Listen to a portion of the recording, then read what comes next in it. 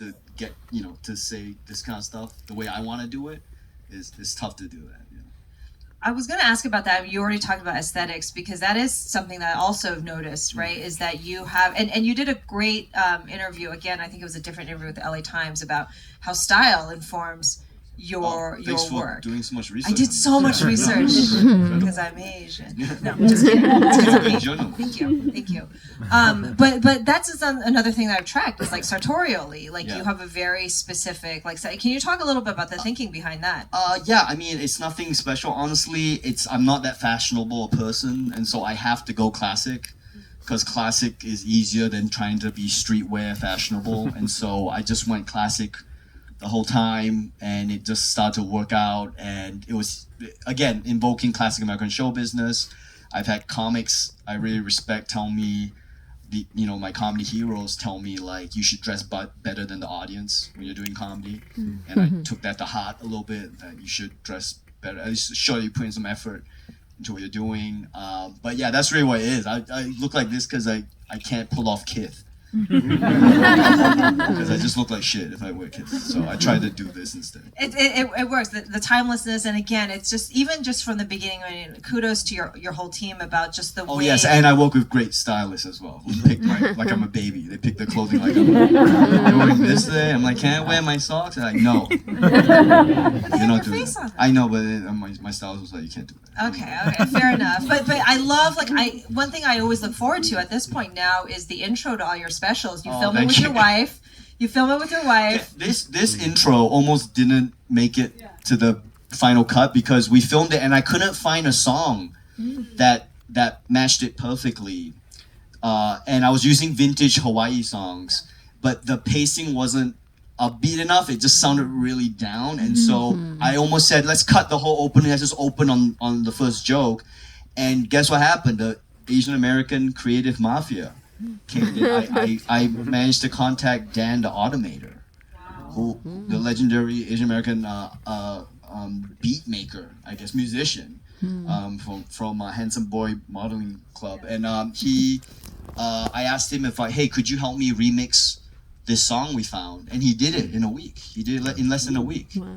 So that's a great example of reaching out to creative people who I'm glad he wanted to work with me, and he made it happen. So that's why we were able to use the opening, the silly montage. Yeah. That's amazing. I actually haven't heard that anecdote anywhere. No, so I've never that... told anyone that. He's in the credits, I think. I hope. I'm pretty sure he is. We checked it. That's so dope. Okay, well, in that case, I'll just close on again looking ahead. Yeah. Time really flies by when this is great. I can't believe you guys hung out so long. I know. I've never talked about. I kind of hate. I kind of like to leave it and let people analyze it. You know what I mean? Versus me trying to explain what the hell happened. But it is nice to tell the little stories that happen. Because I think I put a lot of myself into this one, and I had a lot of fun doing it. And there's all these little moments. And like at the end, I don't think anyone gets to see the credits on Netflix because as soon as the show ends in Netflix, it goes. You may also be interested in Squid Game or whatever, and so you never see the credits. But we spent like weeks trying to pick the photos for the credits, and the photos in all my specials are like photos from the tour. So meaning every city I went to, not every city, but the photos are from to that. Right, is from the various shows I did working on this special. So there's a really cool photo at the end of Radio City. I got to do Radio City for the first time, which was nice. And there's a photo from like Seattle, San Francisco, and it's all these great photographers who come on and they just come and take photos. And, I mean, I pay them, but like I get to showcase this great photography from and because it's different photographers every show. So we get a different look. So I actually I love the end credits for my special. No one ever sees it, but I really like the end credits for it. I did watch them again to do the research, but it is cool, and again it just keeps up with the vibe because the song selection, the credit style, everything is so deliberate. The font, the color of the font, like someone designed this. This is a certified title designer for Netflix. And she does a lot of the titles. I think she did titles for this.